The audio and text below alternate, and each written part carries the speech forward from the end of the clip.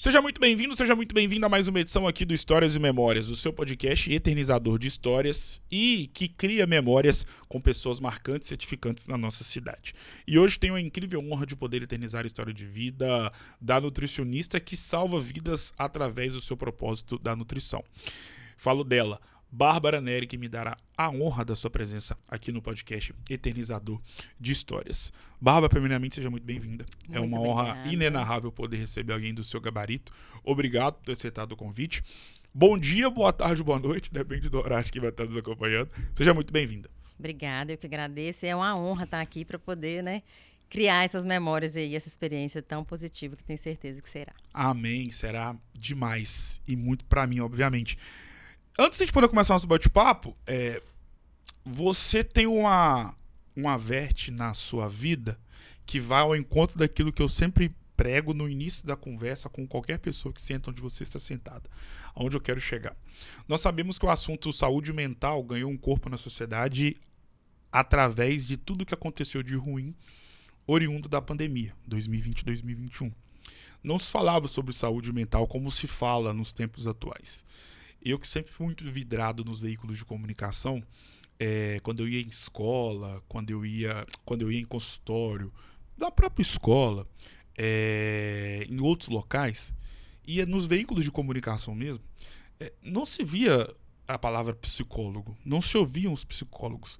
Era algo muito distante, era uma situação que você não imaginava ver em um programa de rádio, nos programas dominicais de auditório, nas revistas.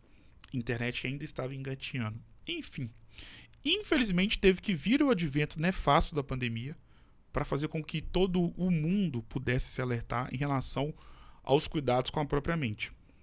E com isso, os profissionais que cuidam da mente ganharam uma evidência gigantesca em toda a sociedade. Feito essa pequena introdução, como está a Bárbara Neri mentalmente falando neste ano de 2026? Boa pergunta, porque esse é um ponto que eu tenho cuidado com muita atenção nos últimos anos, visto que à medida que a gente vai caminhando na vida, né, às vezes a gente vai se deparando com situações frustrantes, com realização ou não de sonhos, de expectativas, né? E lidar com a rotina, claro, né? Eu acho que isso é algo muito...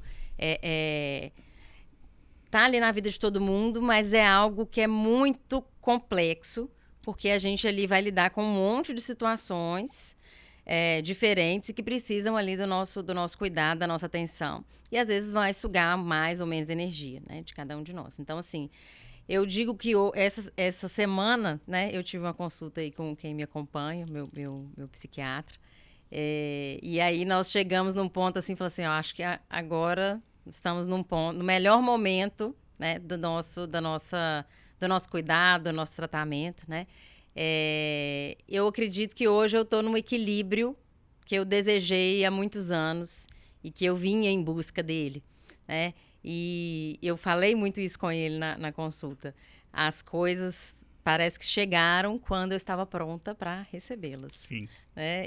Isso às vezes fica parecendo um pouco dentro desse tom, né, de mistério e tudo mais, do que, né, nada que seja ali palpável, mas eu acredito muito nisso. Sim. Que Deus coloca na nossa vida aquilo quando a gente está pronto para receber, quando a gente está maduro e que a gente consegue perceber o quanto que aquilo pode nos ser importante e o quanto que pode trazer para nós crescimento e contribuir também para a situação ali em troca, né? Porque sempre uma pessoa, um trabalho, tudo, eu acredito que são trocas. Sim. Que vão, né, trazer e eu também tenho que oferecer alguma coisa. Então, nesse ano de 2026, para mim um ano que tem sido o ano do equilíbrio e dentro do ponto da saúde mental, eu acho que tudo isso é muito instável também, né?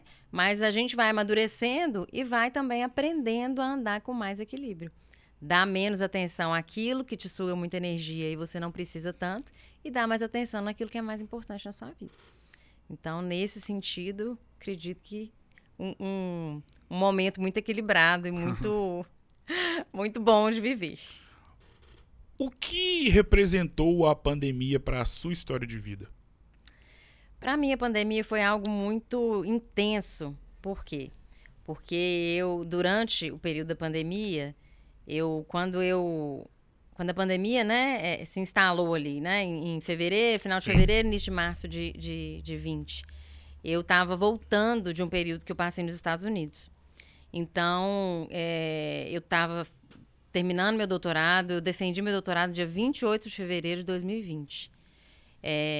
E no dia 17 de março as coisas, né, foram fechando, eu dava aula na Univale na época e passou a não ter aula mais. Então, assim, foi uma fase assim, que eu estava tentando finalizar algo, né, eu fui dentro do meu limite de tempo mesmo, né? Sim. E foi até no dia do aniversário da minha mãe. E aí veio tudo aquilo. Então, assim, era um momento que eu estava indo fechar um ciclo para começar outros. E aí eu comecei esses outros ciclos naquela situação, né, da gente totalmente inseguro em casa, com medo, né, sem saber o que viria pela frente, tentando descobrir uma forma diferente de manter a rotina, trabalhar, conviver com os familiares, né? Então isso tudo foi muito tenso. Eu engravidei nesse ano de 2020, né? E eu tinha muita dúvida sobre isso, porque existia ali o desejo, né, de engravidar, mas o medo. Será que é um bom momento? Né? Eu estava com 33 anos, do ponto de vista de idade, era um bom momento, né? Eu não queria deixar muito para frente, mas eu tinha essa dúvida, né? Será que, do ponto de vista da situação que a gente vive hoje, seria uma boa ideia, né? Nesse momento? E acabou que eu optei optamos, né? Na época, que era, assim, um bom momento, decidimos, assim. E aí eu engravidei, mas eu passei uma gestação toda muito diferente, né? Eu sempre via fotos de gestantes na praia, eu queria ter ido à praia grávida, eu não fui. Sim. Né? Porque existia aquele medo. Eu tinha vontade, às vezes, de fazer alguma coisa, fotos, assim, assado. E eu fiz fotos muito no final da gestação, porque eu tinha medo, porque estava em momentos piores, né? Então, por exemplo, tinha onda roxa. Aí a onda roxa a gente era orientado a ficar mais restrito. Então, aí teve isso no meu caso. Tinha foto marcada, tive que desmarcar a foto. E vamos fazer mais pra frente. E um medo, né? De que mundo é esse que a Laura vai encontrar quando ela chegar. Não é o mundo que eu encontrei. Exato. Né? E claro que pelas gerações que vamos passando, pelo tempo mesmo, mas também por essa mudança toda que decorreu a partir da pandemia. Né? Então, a pandemia veio muito nesse contexto. E trabalho em casa, né? Aprender a usar ferramentas digitais, né? Nessa época eu estava no consultório, mas eu dava aula na Univale, com uma carga horária grande. E tudo isso foi muito intenso, porque começou-se a gente misturar muito as coisas, né? Você está trabalhando, mas você está no seu ambiente doméstico ali, com a sua família. Então, você tem que... será que naquele ambiente você está o tempo todo disponível para o trabalho? Não, mas a gente também se perde no meio disso, né? Então, você acaba misturando um pouco as coisas. Então, nesse sentido, foi muito tenso e foi muita coisa para poder digerir, né? E quando, em 2021, a Laura nasceu, 17 de maio de 2021, foi o pior momento da pandemia. Né? Ela veio num parto prematuro, totalmente inesperado, de uma gestação extremamente saudável, mas com 35 semanas e 5 dias a minha bolsa rompeu em casa e eu entrei em parto natural. Então, nós não tivemos como conduzir como planejávamos, né? Eu tinha o meu médico já acordado para fazer o meu parto, não pude, né? Porque ele é idoso na época, né? Evitava-se isso.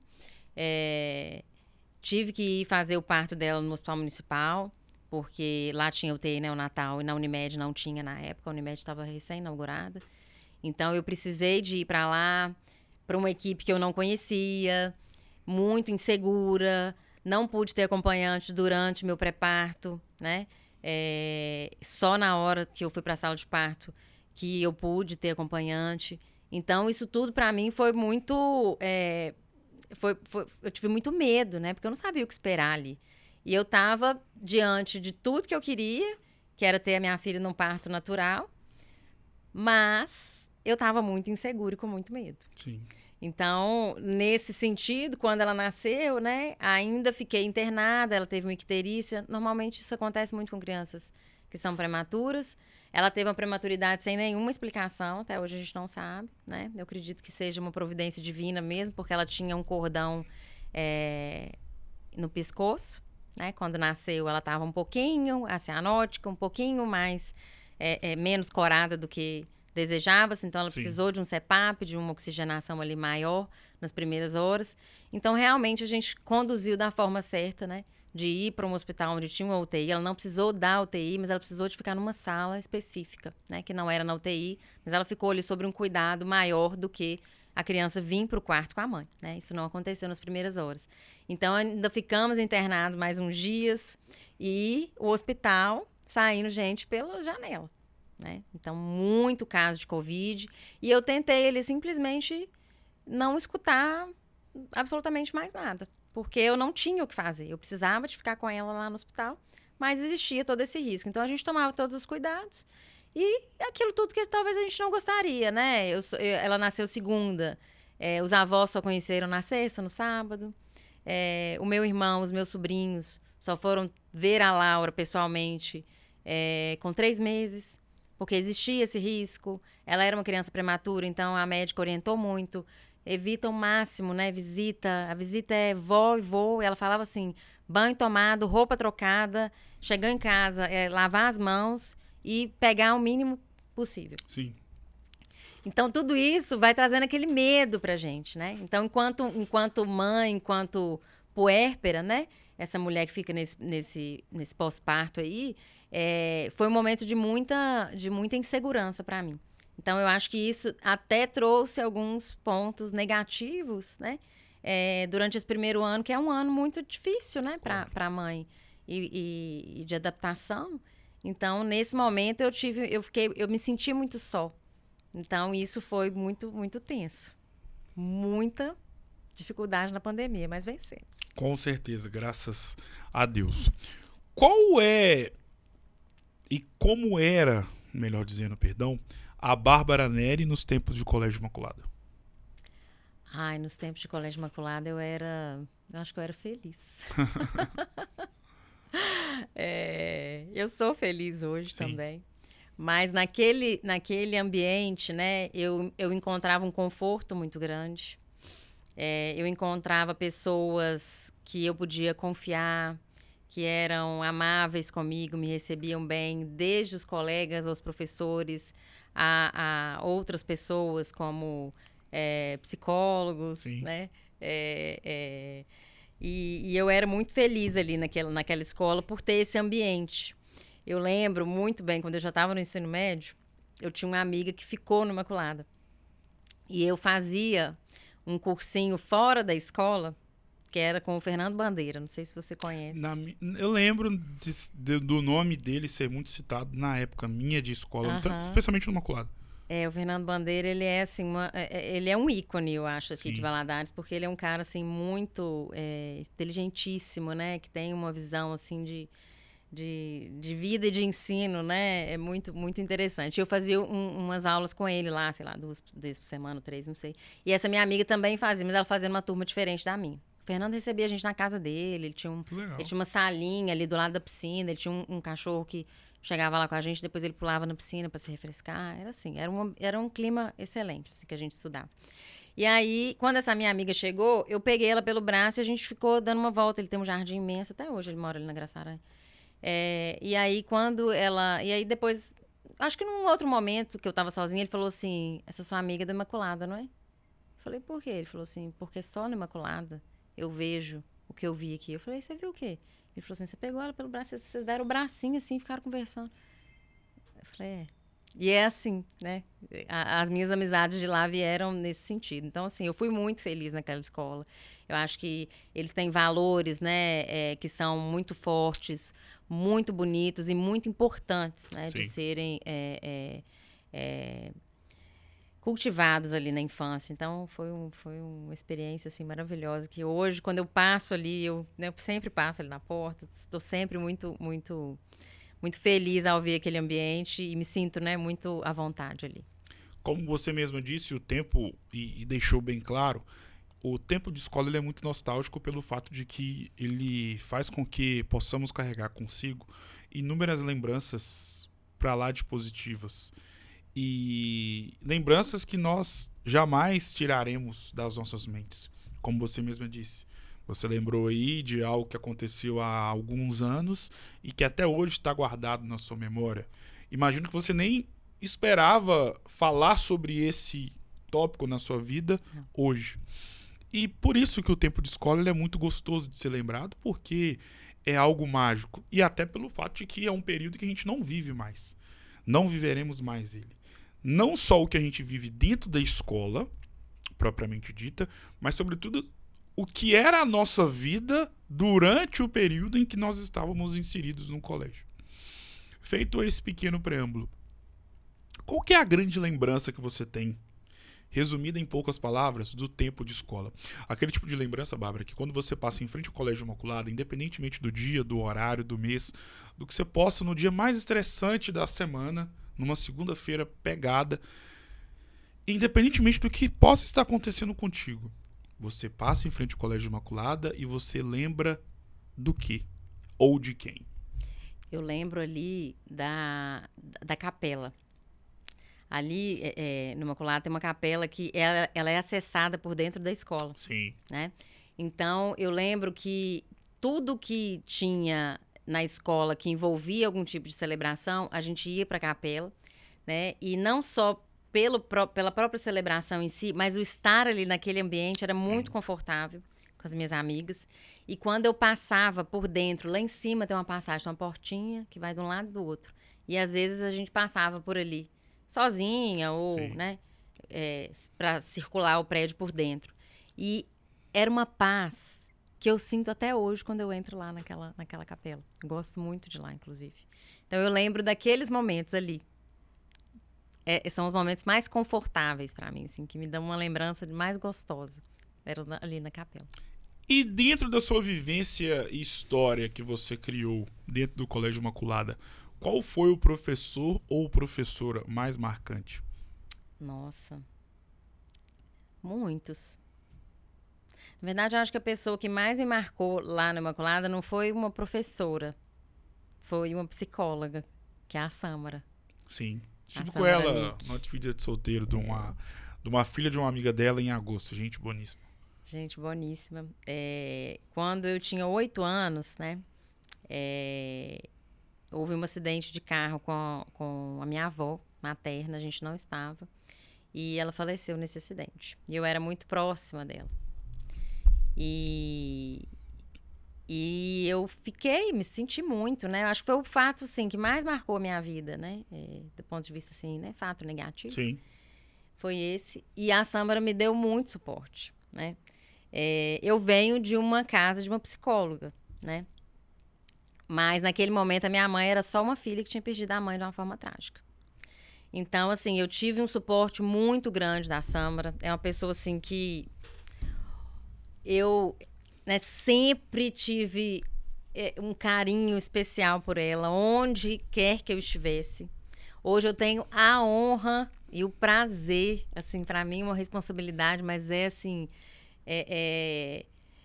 eu fico muito feliz de ter a confiança dela. Hoje eu cuido dela e do Héctor, que é o filho dela. Que legal.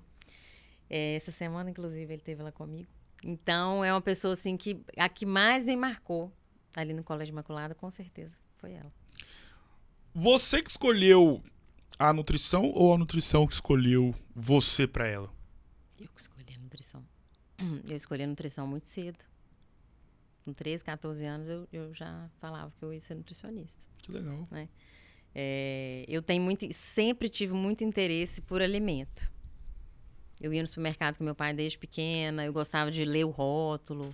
Meu pai é muito envolvido, assim, né? Preocupado com a saúde dele e tal. Então, assim, sempre buscou ter uma alimentação, né, melhor, assim. Hoje a gente vive uma outra realidade, né, em relação à informação e tudo mais do que há 20 anos Sim. atrás, né, ou mais até. Mas eu tinha muito essa curiosidade, então eu queria conhecer aquilo. E já com 15 anos eu já tinha lá, olhava lá o site da UFV, que lá tinha um vestibular seriado e que eu queria fazer, e aí eu comecei a fazer, fiz no primeiro, no segundo, terceiro ano. Mal eu sabia que eu não ia estudar lá, mas que no futuro eu iria Exato. morar lá e estudar lá. Né? Mas eu escolhi a nutrição muito cedo e eu nunca tentei outro curso, sabe? Eu sempre fui muito feliz, né? Na minha escolha. Apesar de que sempre há, né, situações frustrantes e tudo mais, mas eu tinha muita certeza, assim, né? Sem conhecer direito. Porque Sim. eu acho que quando a gente toma uma decisão sem conhecer, que é o caso de quando a gente escolhe um curso superior, né? A gente sempre corre o risco de não se adequar ali, não gostar, né? Mas não foi meu caso. Eu fiquei muito, muito feliz. E sou muito realizada, assim, na minha profissão. Quando a gente toma um remédio para dor de cabeça, se não for algo muito grave, muito abrupto, você toma o remédio em segundos ou até mesmo... Na verdade, não em segundos, mas em minutos ou em questão de horas, essa dor de cabeça ela é cessada. E aí a gente tem ali, para quem é leigo, não é farmacêutico, médico ou enfermeiro, por exemplo, que também domina um pouco essa questão de medicação, nós sabemos o real efeito de um remédio para a nossa saúde, mesmo sabendo que nenhum remédio é saudável, né? Porque o remédio nada mais é do que também uma droga. Enfim.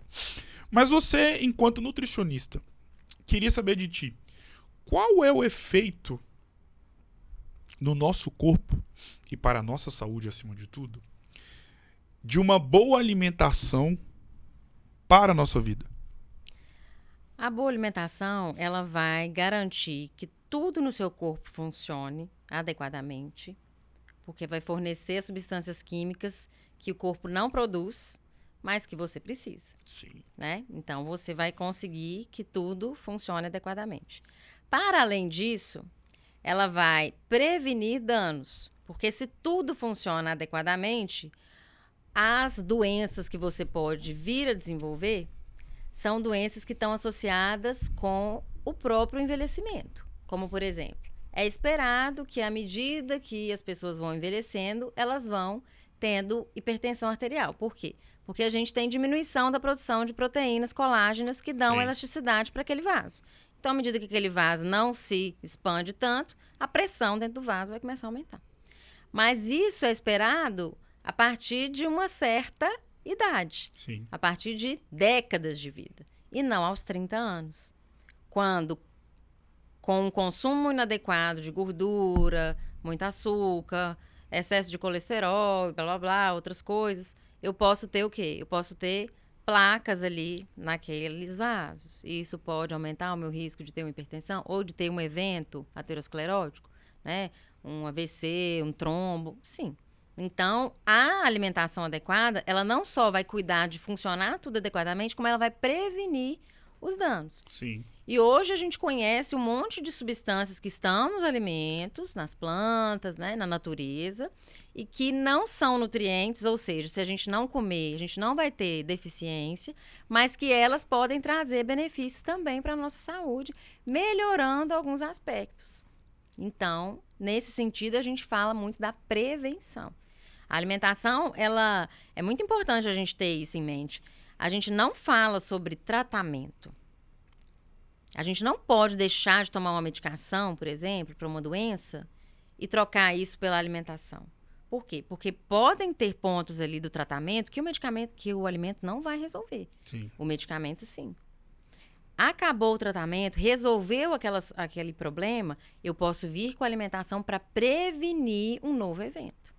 Aí, nós estamos falando sempre de prevenção. É muito importante que isso fique claro, porque existem casos aí onde as pessoas trocam em tratamentos, às vezes de doenças graves, né, por dietas X, Y, Z, e não existe nada que esteja associado, nada que prove, né, cientificamente. Podem existir situações, experiências, um caso aqui, um outro ali, mas aí é que tá. A gente vai, né, colocar a nossa saúde em risco, né? Medicamento é muito importante. Então, a nutrição ela trabalha com o preventivo, com o funcionamento adequado e com a prevenção, né? daqueles danos que podem acontecer no corpo humano.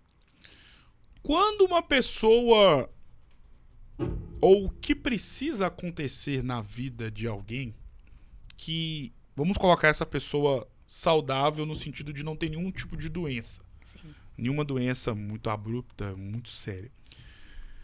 Quando ela identifica ou pode identificar que ela precisa recorrer ao trabalho de uma nutricionista? Aí a gente vai ter várias situações distintas. O que acontece na grande maioria das vezes é o quê? Quando a pessoa tem uma dor. E eu não estou falando de dor física. Estou falando de algum problema. Sim. Começou a ganhar peso, os exames estão inadequados. Ou ela é uma mãe que ganhou neném. E depois que ela começou a amamentar e depois do parto, ela percebe que ela não tem energia nenhuma mais, que não é mais aquela mesma pessoa, que não tem disposição, que não consegue fazer as coisas que fazia anteriormente. Quando a pessoa mora no terceiro andar e ela já não consegue mais subir essas escadas sem estar extremamente ofegante, né? Então, normalmente, essas são situações que mais chamam a atenção das pessoas para elas buscarem um acompanhamento nutricional. 80% dos pacientes vêm por aí.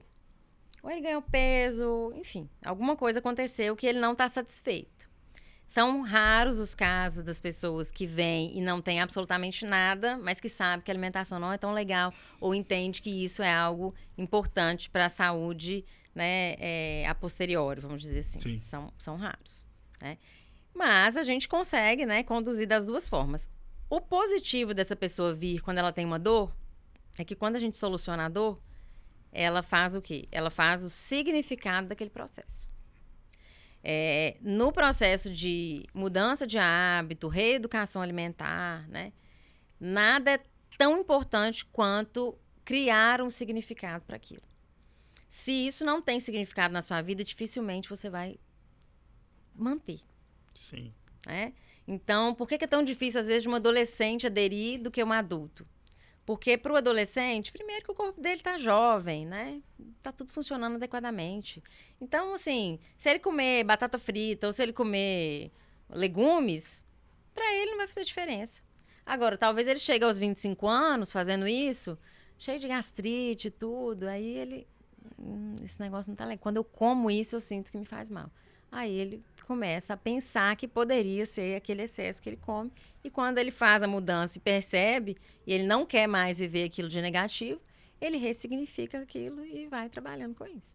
Então, isso é um dos pontos mais importantes. Então, o ponto de vida que essa pessoa tá, o quão madura ela é, faz diferença. Faz muita diferença. Por quê? Porque nós estamos num contexto de uma sociedade que tem essa alimentação muito industrializada. Sim. E tudo mais, né? Quando a gente está falando de pessoas que vêm de famílias que têm aquela alimentação natural, que não tem muita química e tudo mais, normalmente eles crescem adultos que têm menos problemas alimentares. Mas isso tem sido cada vez menos comum, né? E pensando em algo que eu tenho certeza, né? Em situações que você deve receber diariamente no seu consultório, que são relacionados ao tão sonhado emagrecimento ou à busca pela conquista da massa muscular. É mais difícil emagrecer pensando na alimentação, perdão. É mais difícil emagrecer ou fazer uma dieta para ganho de massa muscular? É mais difícil ganhar massa muscular, sem dúvida. O ganho muscular, ele exige consumo de alimento. E aí, o que acontece? Eu trabalho muito com o caminho do meio. Eu brinco, né? Tem o caminho do ganho, tem o caminho da perda e tem o caminho do meio. O caminho do meio, ele é muito difícil. Por quê? Porque você tem que estimular os dois pontos. O ganho muscular e a perda de peso. Para emagrecer, eu tenho que ter déficit calórico. Para ganhar massa muscular, eu tenho que ter superávit calórico. Sim. Então, eu tenho que encontrar ali um meio termo onde ele tem uma dieta com uma restrição pequena, com uma quantidade de proteína específica, que não pode ter carboidrato demais, mas também não pode ter de menos, porque ele não ganha se ele não tiver. Aí vem os pontos extras, né? A suplementação eu tenho que fazer adequadamente, porque senão, se eu der muito suplemento, isso pode também aumentar muito a caloria, né? Em alguns pontos, em alguns momentos do dia. Se eu der pouco, pode ser que ele não fique saciado e isso gere compulsão.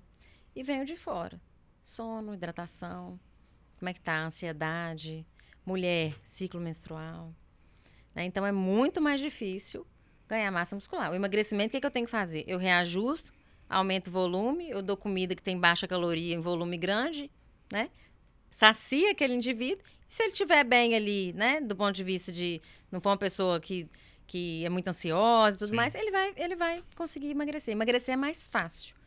Manter o peso atingido É difícil. já é outra história. E pensando na realidade de quem busca emagrecimento, eu como leigo, mas até por conviver, né, dentro das academias ou com amigos próximos, com pessoas que buscam emagrecimento, normalmente, e aí mais uma vez me colocando na posição de leigo, portanto fique à vontade para poder discorrer e discordar sobre, eu percebo que a dificuldade maior dessas pessoas é a seguinte: comer menos e principalmente inserir na vida delas a atividade física. Mas se atentando à questão da alimentação, é uma luta, eu vejo e percebo, fazer com que essa pessoa, mesmo com acompanhamento nutricional, né, através de vocês nutricionistas, essas pessoas conseguirem parar de comer alimentos ou comer uma quantidade muito menor do que comia outrora, porque já havia virado um hábito. Sim. Igual tomar banho, geral, que a pessoa fazia todos os dias, escovar dentes. E qual que é o trabalho, Bárbara, de vocês nutricionistas, para justamente essas pessoas que já possuem ali um hábito, um padrão de vida, um estilo de vida totalmente conectado com alimentos totalmente maléficos na vida de quem sonha em emagrecer, mas aí ele quer emagrecer, ele começa com propósito, mas ao mesmo tempo é uma luta psicológica até parar de comer certos alimentos em grandes quantidades que ele comia outrora, mas que agora ele vai ter que tirar um pouquinho do pé, ou até mesmo nem colocar o pé neles, perdão. Olha, quando o paciente chega assim com um consumo alimentar muito inadequado, muito mesmo, em quantidade, em qualidade, inicialmente não é tão difícil assim, não. Por quê? Porque você pode só fazer uma redução inicial. A maioria das pessoas, elas respondem melhor com uma redução progressiva do que com uma redução drástica. Então, a gente vai reduzindo progressivamente, inserindo outros alimentos, fazendo novas experiências com outros alimentos para que ele possa ser exposto àquilo, experimentar, comer, gostei, não gostei, vou experimentar de novo, né? Para fazer esse trabalho. A pessoa tem que estar disposta a quê? A se abrir para um novo mundo. Porque não podemos comparar o mundo do ponto de vista de paladar, da experiência gustativa que aquele indivíduo vai ter, com um alimento industrializado e com um alimento natural. Não tem como. O alimento industrializado, ele é projetado, desenvolvido para gerar prazer. Para aguçar ali, né? Na sua boca, os sentidos, né? E pontos muito específicos. Sim. Então, eu falo assim, né? Que é difícil, né? Você brigar com um alimento desse. Por quê? Porque foi um cara lá, ó, super, né?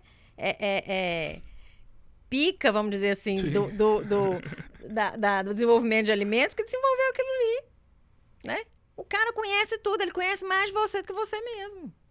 Porque ele sabe que quando você colocar aquilo na boca, aquilo vai gerar no seu cérebro uma recompensa, vai ativar ali neurotransmissores do prazer, vai te dar um conforto que, se você colocar uma fruta na boca, não vai gerar. Eu falo isso muito. Eu falo, gente, quando você come determinada coisa, quando você põe um chocolate na boca, o negócio ele faz um carinho por dentro. Quando você come uma maçã, o negócio é duro. Você tem que fazer força, você tem que, né? Sim. Uma salada, a mesma coisa. Aí é que tá. Né? Você tem que saber o que você vai ganhar a briga com o chocolate. Você não vai ganhar a briga com ele. Você não tem que brigar com ele. Você tem que simplesmente começar a diminuir e saber que aquilo ali pode estar presente em algum momento específico. Você tem que começar a gostar das outras coisas, não é desgostar do que você já gosta. Na maioria das vezes, a pessoa ela tem o quê? Ela tem que ter mais experiências com outros alimentos do que deixar de comer aqueles outros. Porque aqueles outros você vai falar que não gosta. Eu sempre gostei de biscoito maisena com achocolatado, leite com achocolatado. Vou falar hoje que eu não gosto? Gosto. Continuo gostando. Mas não é uma coisa que está no meu hábito mais. Por quê? Porque eu aprendi a comer outras coisas e hoje outras coisas fazem, né, carinho em mim também. Porque eu me abri para receber o carinho de outros alimentos e não só daquele alimento, que não é interessante. Então, o trabalho do nutricionista ali, ele é muito detalhado. Sim. Porque a gente precisa de trabalhar até mesmo pontos emocionais e psicológicos daquele indivíduo. Por que ele gosta tanto daquilo? Por que aquilo tem um significado tão importante para ele que não consegue ser substituído por outras coisas? Enquanto isso não for percebido, identificado, trabalhado, vai haver sempre aquele problema ali por trás. É a história de pessoas que não conseguem trabalhar esses pontos emocionais, esses gatilhos, e que já usaram várias estratégias para emagrecimento. Medicamento, dietas restritivas, jejuns, né, drogas mais novas, né, como a gente vê hoje as canetas, algumas cirurgias, balões. Se não trata a raiz, vai ganhar peso de novo. Qualquer método de emagrecimento. O emagrecimento ele precisa ser tratado juntamente com um trabalho emocional, psicológico. Eu preciso de um psicólogo? Se possível, a depender do caso. Eu sempre encaminho, por exemplo, quando há necessidade. Porque o alimento ele tem um significado para além daquele que eu dou conta de trabalhar. Então, se não houver esse significado ali, modificado, sempre vai voltar. Sempre vai voltar. E, pegando um gancho no que você falou, em uma das partes da sua explanação, faltam 2 meses para o início da Copa do Mundo, mas eu tenho certeza que na internet hoje, no seu Instagram, você vai ver mais pessoas falando sobre as canetas emagrecedoras do que propriamente a Copa do Mundo. E essas canetas estão em voga. Muitas pessoas estão usando.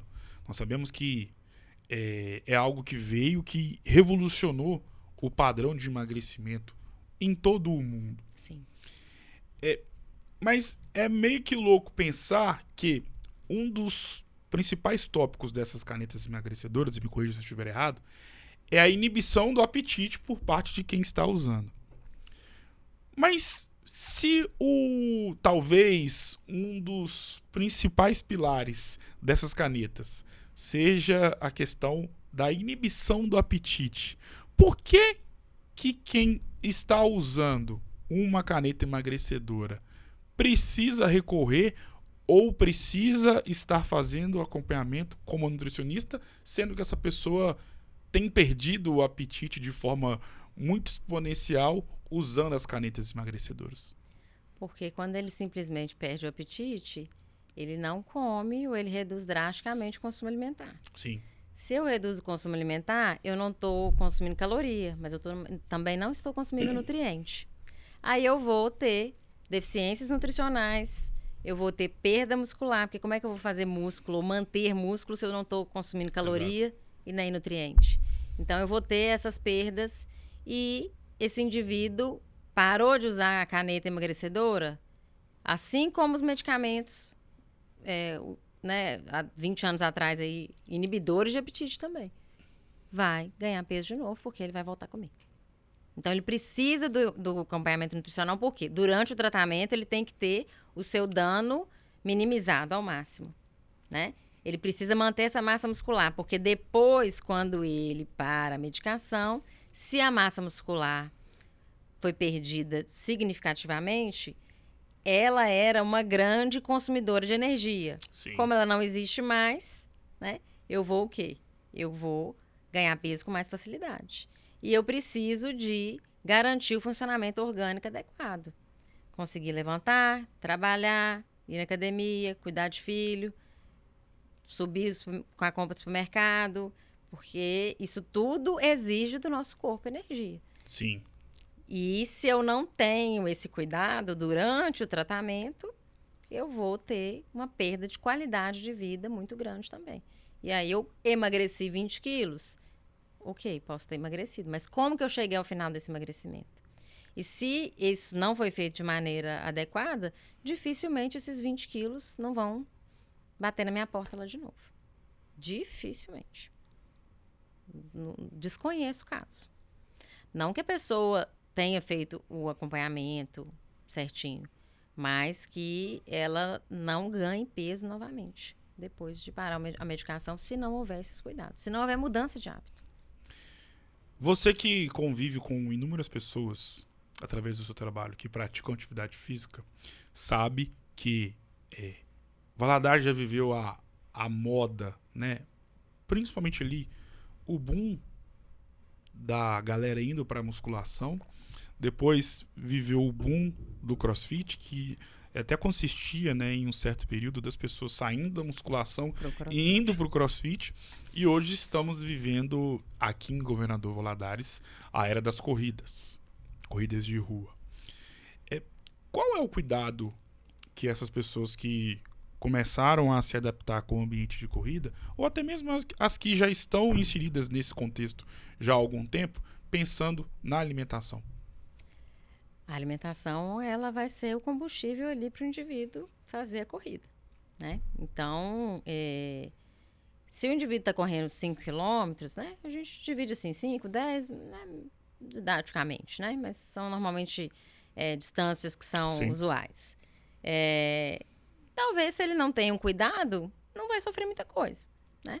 É uma corrida rápida, não vai exigir tanto.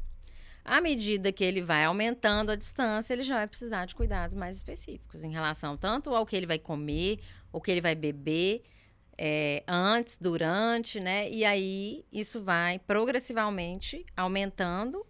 Esse cuidado vai ter que aumentar progressivamente à medida que aumenta-se também a distância, né? E volume semanal de treino. Ah, não, eu não cuido, eu só corro. Em algum momento você vai lembrar que esse cuidado é importante. Assim, não tem jeito. Eu tenho pacientes hoje que, por exemplo, já correm 21 quilômetros e chegam lá falando assim, não estou conseguindo mais evoluir, não estou conseguindo mais entregar um bom treino, não consigo mais fazer uma prova e não terminar caindo ou não ficar mal o resto do dia. Então, tem que fazer, tem que ter um cuidado, né? Existem pessoas que vão querer performar, ela vai precisar de um cuidado ainda maior. Mas aquele que quer só terminar, a depender da distância, ele também vai precisar de um cuidado. Não adianta fugir, né? A alimentação vai te cobrar, porque você está exigindo do corpo. O corpo precisa de nutriente. Quem faz a máquina girar é nutriente. Sim. Então, eu tenho que oferecer para ele isso. O carro não vai andar sem gasolina, mas também não vai andar sem óleo, né? Então, assim, não é só energia. Eu preciso... mas eu como arroz com carne. Eu como fruta. Você come bastante fruta? Eu como banana. E outras, não, só como banana. Beleza, mas vão existir nutrientes que não estão ali na banana, nem no arroz, nem na carne. Sim. E aí eu preciso de outras coisas também. Então, à medida que isso vai se tornando rotina na vida da pessoa, ela vai se deparar com essa necessidade. Certamente. Vamos agora entrar no outro tópico que você convive e também está inserida como nutricionista e que está também em voga, que é a questão do ganho de massa muscular. E até trazer um relato pessoal, eu desde 2011 eu já tinha o desejo de começar na musculação. Só que eu só entrei em janeiro, dia 16 de janeiro de 2013. Só que desde pequeno, desde os primórdios da minha vida, eu sempre fui uma criança que preferia a famosa comida de verdade. Sim. Lembro que meu irmão preferia lanche, biscoito, e eu sempre, mãe, esquenta o que teve no almoço. Isso, assim, sempre foi algo muito presente na minha vida. E quando eu comecei na musculação, foi justamente no período em que o Brasil parece que convergiu para poder, o país todo, né, ter ali uma quantidade extensa de abertura de academias, pessoas entrando na musculação para ganhar massa muscular. Eu, na minha época de adolescente, 16 anos, eu era muito magro, né? Sou ectomorfo, então já sabia, e o fato de, desde a minha infância, ser uma criança, né? Ter sido uma criança muito ligada com a questão de comida de verdade, que era algo até diferente para os padrões de uma criança, isso me ajudou muito, principalmente pensando no meu objetivo dentro da musculação. E voltando a algumas casas da nossa conversa, você fez questão de dizer que para ganhar massa muscular, pensando na alimentação, é um caminho um pouco mais tortuoso, no sentido de ser denotado ali com muitas estratégias a serem colocadas na vida de quem quer ganhar massa muscular. Pensando na alimentação, quais são as estratégias que uma pessoa...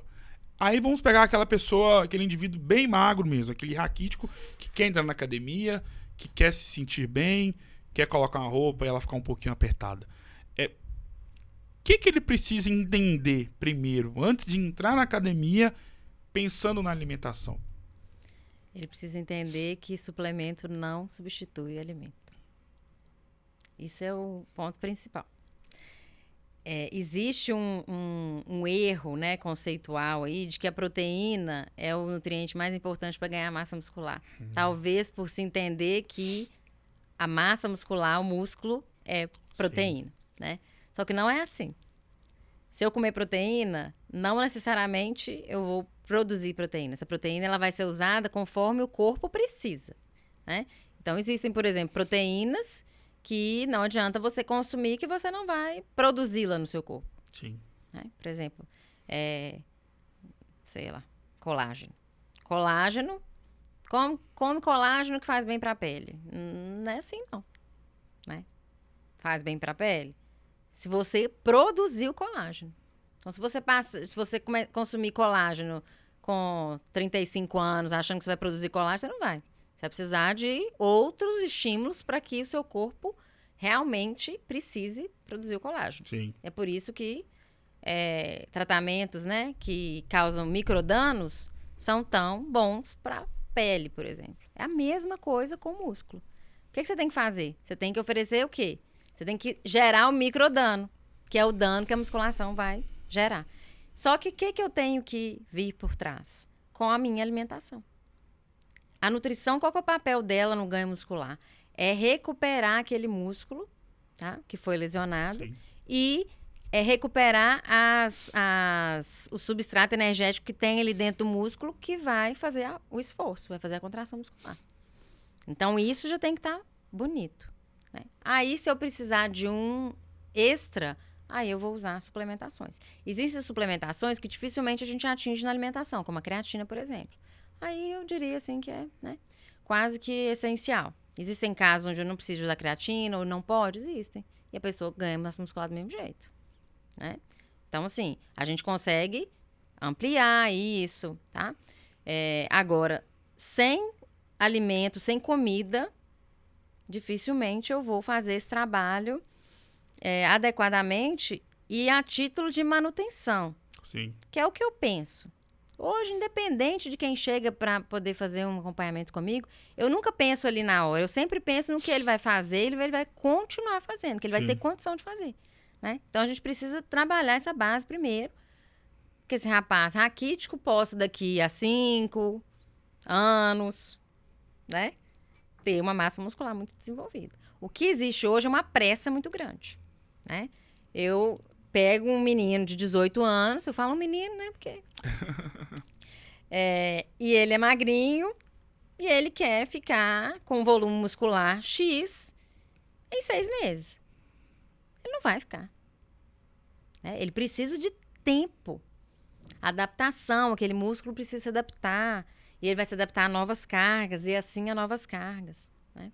Qual que é a grande questão? É essa, porque hoje com a rede social, né, e com essa proximidade que temos com outras realidades, né, de outras pessoas, e de pessoas que usam isso até mesmo como meio de vida, então aquilo ali muitas vezes não tem muita coisa de real, existe essa pressa, mas normalmente, né, quantos anos você demorou para poder ter esse volume muscular que você tem hoje? Mais de uma década. né? Então, é isso que é necessário entender. Suplemento não substitui alimento e nada mais importante do que o tempo. Sim. Porque você vai progredindo e essas progressões vão ficar cada vez menores. É importante lembrar isso.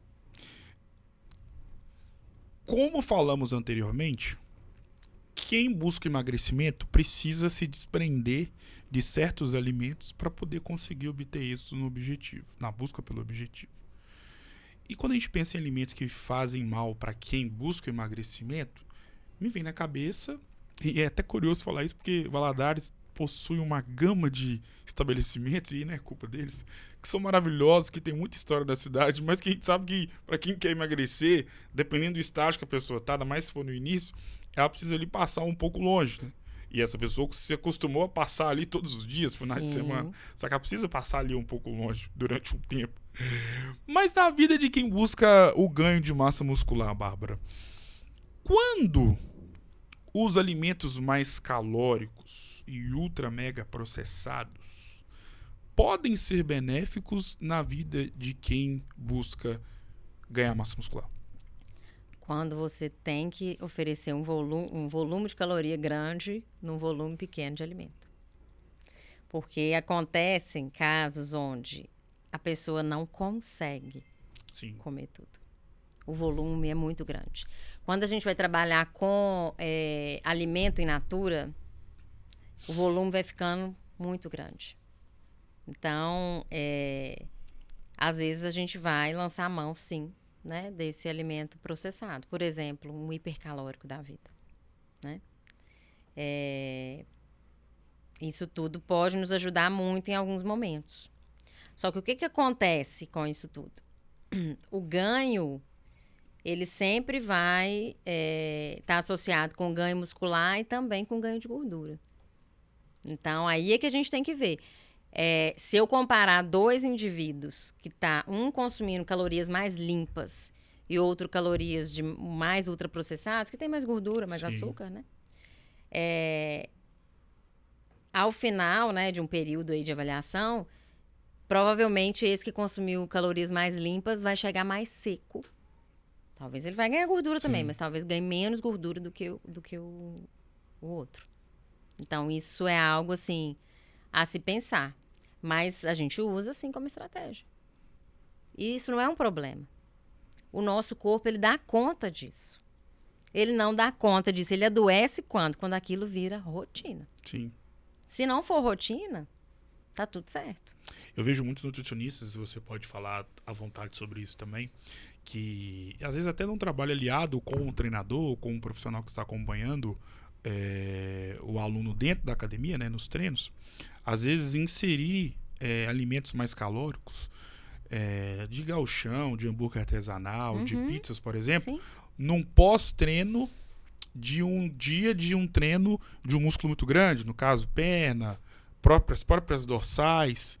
E é aquilo que você falou, né, que existem várias estratégias que podem ser colocadas para esse tipo de indivíduo. Exato. E isso vai muito para poder atender, às vezes, a um desejo do próprio indivíduo. Eu gosto muito de comer isso. Então, vamos usar nesse dia especificamente. Sim.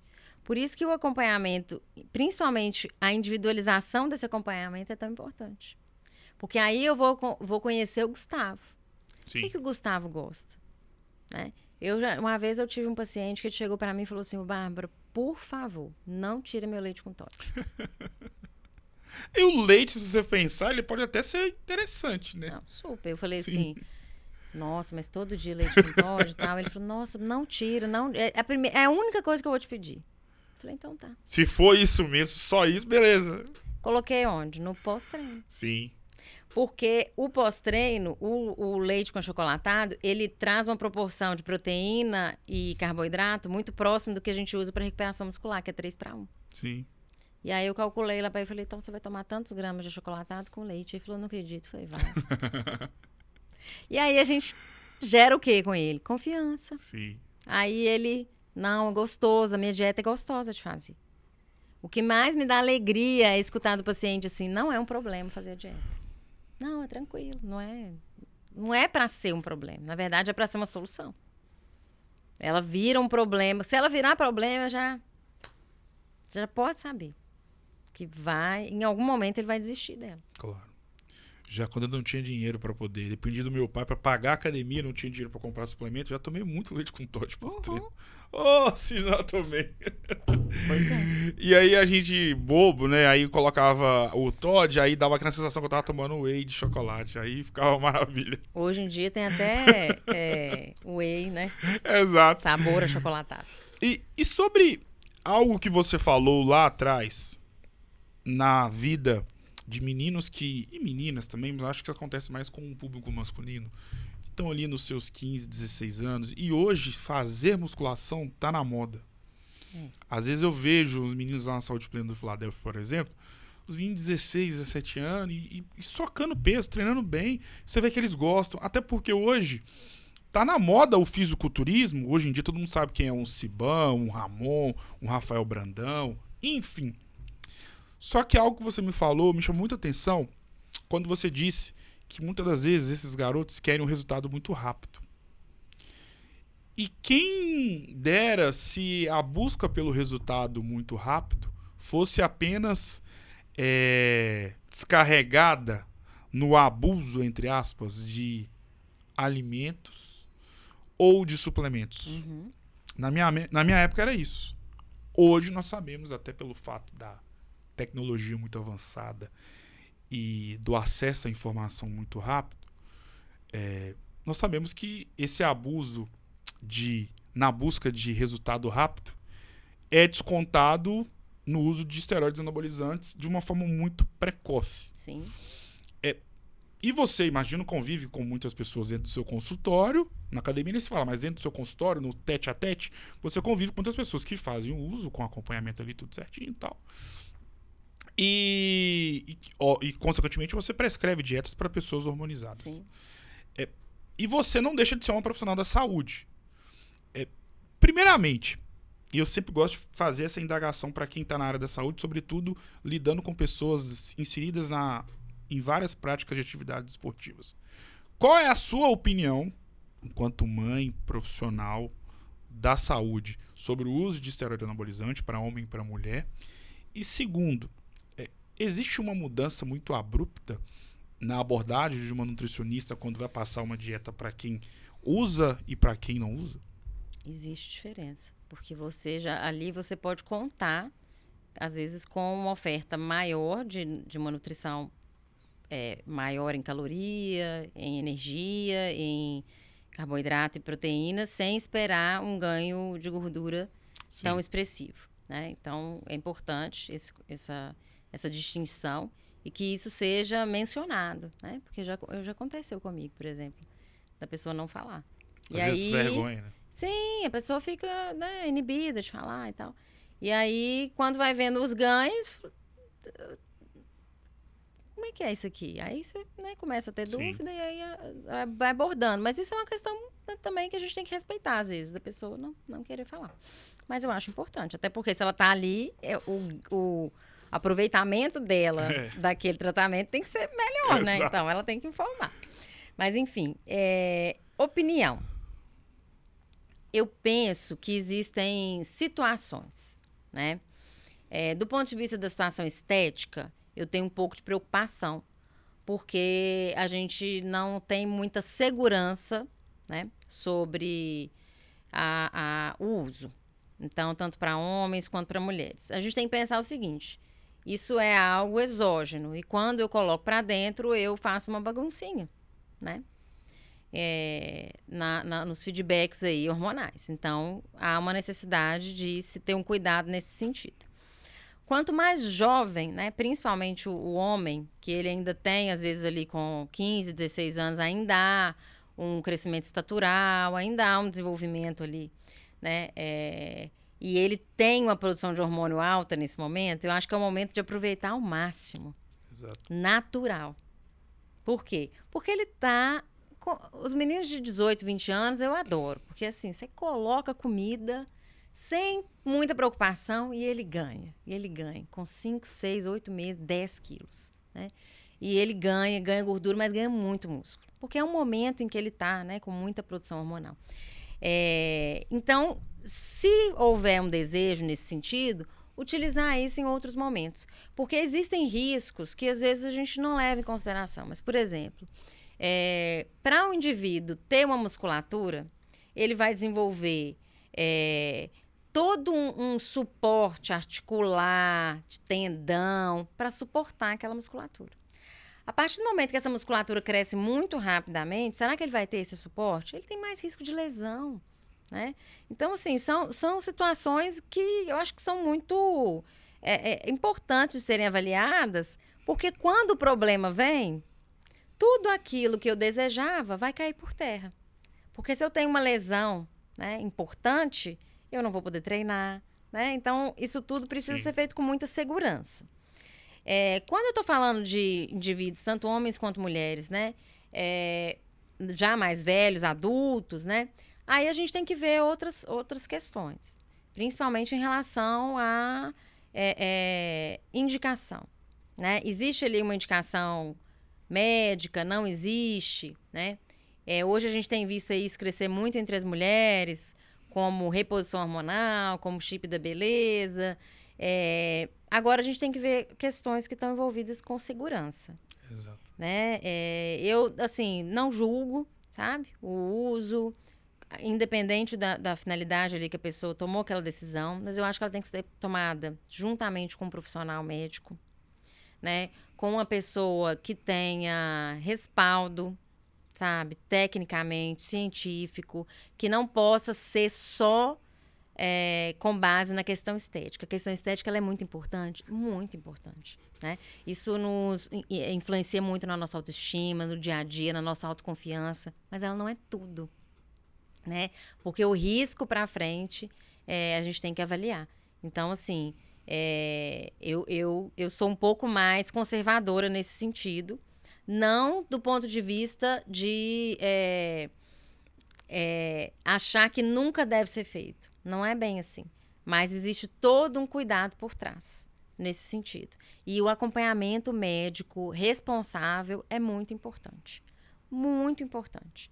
Porque, na verdade, a gente nunca vai ter uma associação muito direta e sem outros interferentes. Então, por exemplo, aconteceu um caso ali de ter uma complicação, não sei, a pessoa, né, desenvolveu alguma coisa, teve um infarto. Você não vai ter certeza absoluta que isso tem a ver com o hormônio. Pode ser? Pode. Mas pode não ser? Também pode. Mas qual é a chance disso aumentar o meu risco? Então, é isso que tem que se ter em mente. Para que não se tome uma decisão, né, com base simplesmente no eu quero ter, eu quero ser assim. Isso é complexo. Então, assim, eu acho que nós estamos num momento onde a gente tem visto muito isso crescer, né? Muita gente buscando, muita gente trabalhando com essas ferramentas. E deve-se ter um pouco de atenção, porque quando tudo isso está muito na crista da onda, normalmente há ganhos envolvidos com isso. Então, a gente tem que tomar cuidado para isso para a gente não, né, ser simplesmente engolido pela onda. Tomar uma decisão com base em segurança. O que é ser nutricionista para a sua história de vida?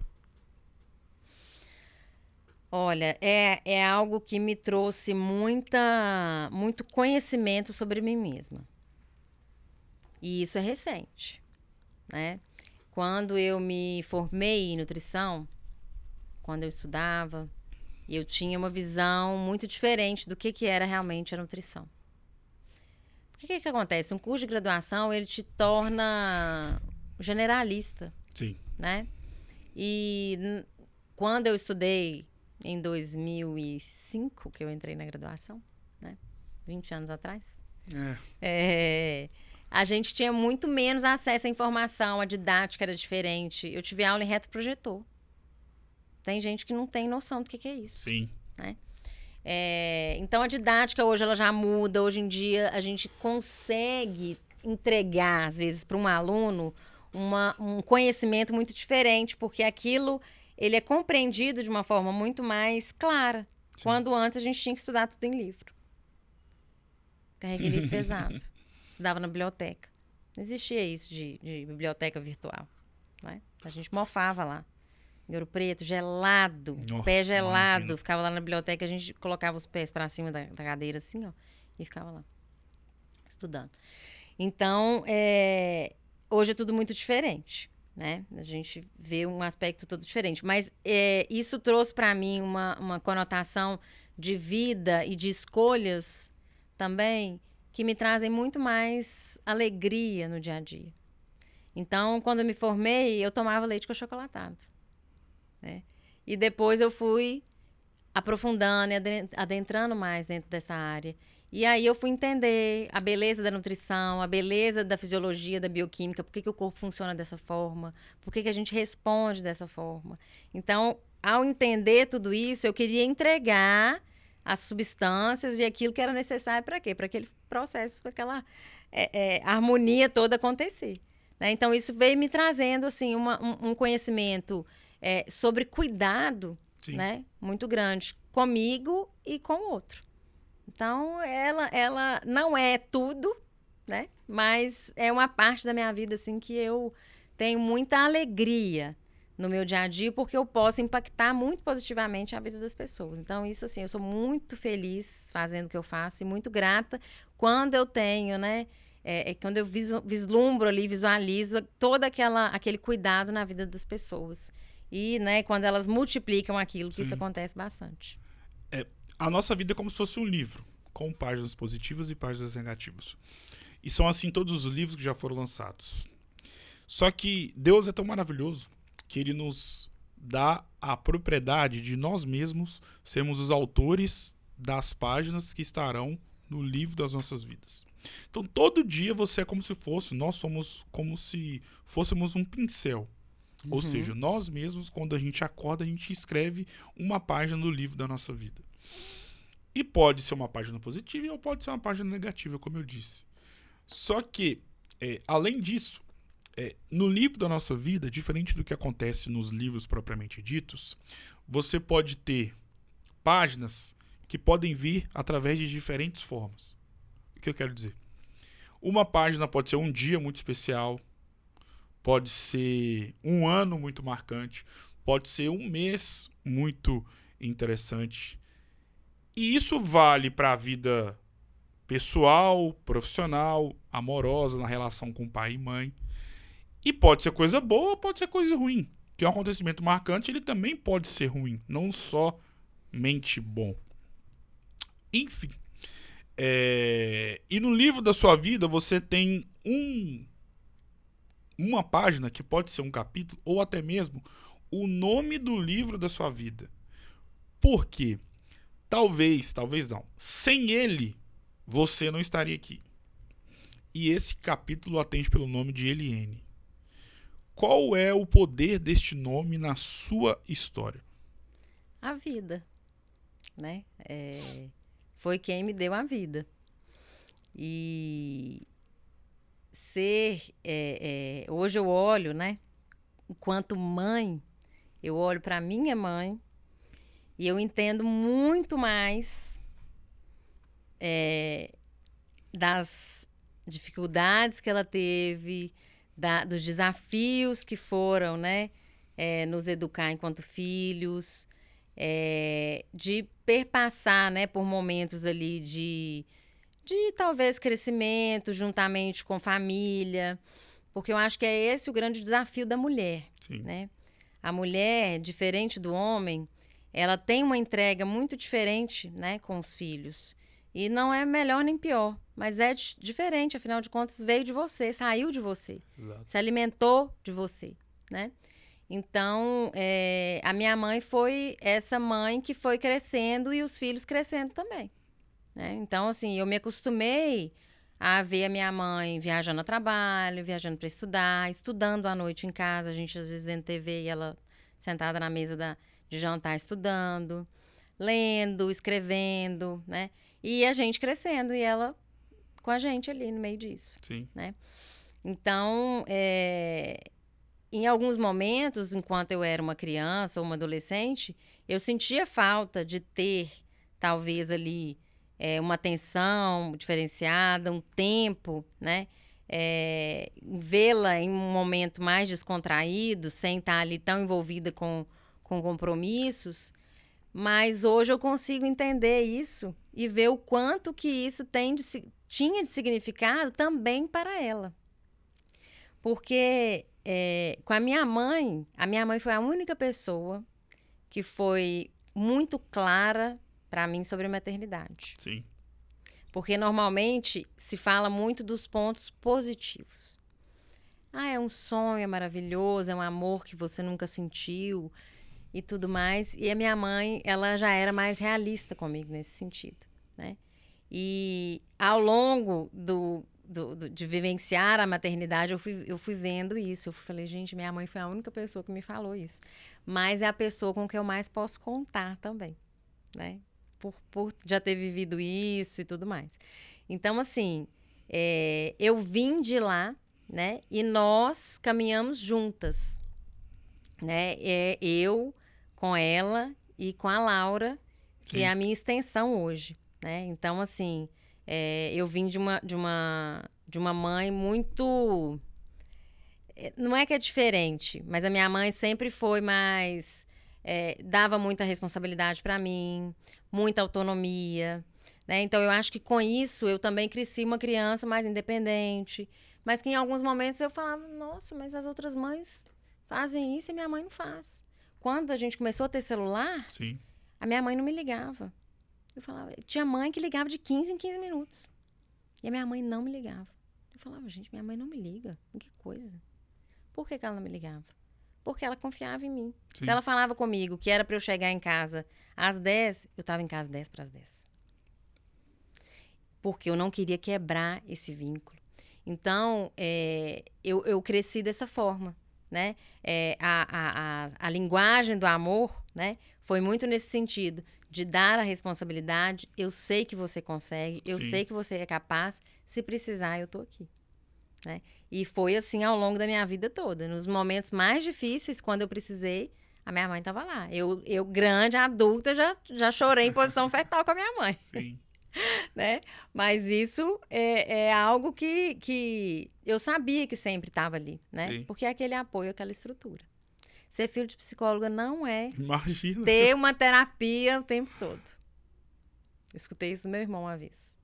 Ele falou assim, mãe é sua mãe, não é sua psicóloga. E aí eu falei, é verdade. Né? Ela tem tudo que uma mãe também tem, mas talvez essa bagagem emocional que ela tem ajuda muito, né? Sim. A tomar decisões que vão ser melhores, às vezes até mesmo para mim, e que eu consiga suportar, me estruturar bem com isso e, quem sabe, poder dar o que eu recebi também para minha filha hoje. Como eu disse anteriormente, não são só de flores que a nossa vida é feita. Feita essa abordagem, qual é a página ou o capítulo mais triste da sua história de vida e o que você fez ou está fazendo para arrancá-lo do livro da sua história? Sem dúvida nenhuma, o capítulo mais triste da minha vida foi a perda da minha avó quando eu tinha 8 anos. O mais triste. Sim. Né? Hoje eu já consigo, né? Ressignifiquei muito isso, mas assim, isso sempre foi algo que veio muito comigo. Por quê? Porque era minha avó materna, eu via minha mãe sofrer, eu tentei ajudar muito a minha mãe e eu não podia porque eu era uma criança, né? A minha mãe talvez faltou ali em momentos que eu precisei também, porque eu também estava no luto, né? Depois disso, o meu avô ficou viúvo, né? Então a gente cuidamos dele até 2013, né? Quando ele veio falecer. Mas era um cuidado ali que eu dividia com a minha mãe. Quando eu já estava em Valadares, o cuidado era eu e ela, né? Com ele, assim, né? Tinha meu irmão, meu pai também, mas ali no dia a dia éramos nós duas, né? Que fazíamos mais isso. Então, assim, acho que foi o capítulo mais triste, porque foi uma tragédia, foi algo muito inesperado, né? Eu era uma criança e ela era saudável, né? Mas trabalhamos isso, assim, de uma maneira talvez não tão direta, né? Talvez já adulta isso de uma maneira mais direta, eu consegui compreender mais coisas que estavam envolvidas com isso. E hoje vivo, né, com essa saudade, mas que faz parte do processo. Essas frustrações, elas vão acontecer, né? Eu acho que a morte, talvez, numa tragédia, ela é algo que nos entristece muito.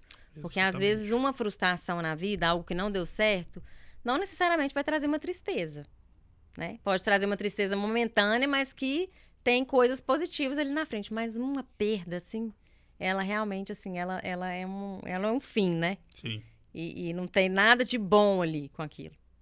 Mas você tem que viver para além dessa situação tão ruim. Agora é o jogo das palavras. Vou citar palavras ou nomes e você vai defini-los ou defini-las com uma palavra. Nossa, Podemos ir? vamos. Deus. Amor, Nutrição. vida, Amor. Laura, Laura. tudo? Eliene. Sem palavras. Família. Base, Nutrição.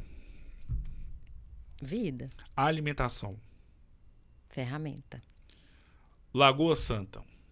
lar, Colégio Imaculada. conforto, Ouro Preto. névoa, Maternidade. desafio, Psicologia. emoção, Bárbara Neri. mãe da Laura. Pode ter mais de uma palavra? Pode. Mãe da Laura, né? Filha, amiga, mulher, feliz. Defina a sua vida com uma palavra.